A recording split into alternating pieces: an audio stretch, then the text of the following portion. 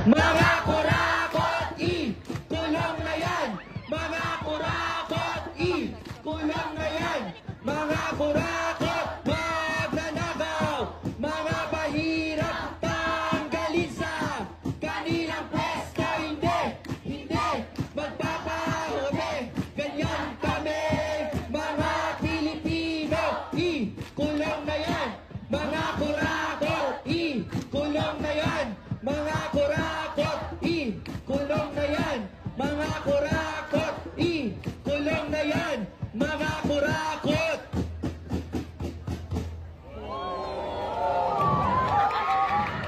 Mga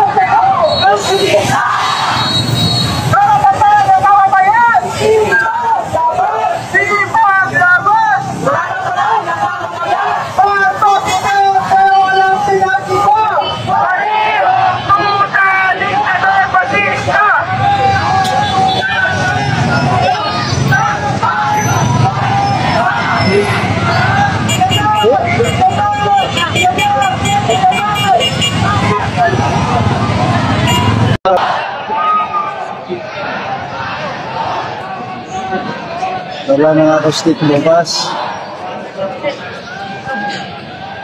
Bumilo kasi ng stick, hindi naman dinala.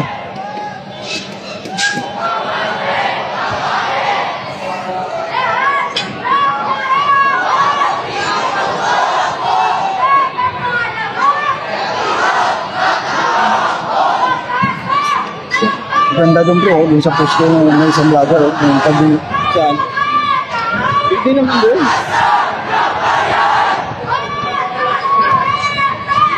Ganda ang susunod sila.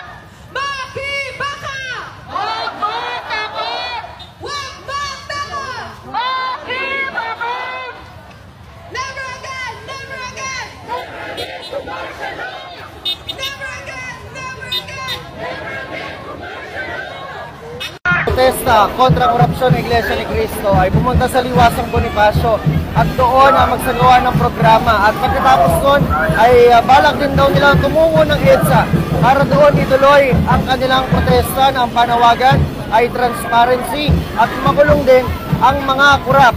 At ayon sa mga taga-Reforma Pilipinas at Maisog, na ilalang taga-suporta ng pamilya Duterte. Ang gusto rin nila ay ang magbitiw sa pwesto ang Pangulo. Ang una nilang balak sana ay sumama sa Iglesia ni Cristo para magprotesta kontra korupsyon dito sa Luneta, pero nang sila raw ay gumawa ng liham para payagan silang sumama, ay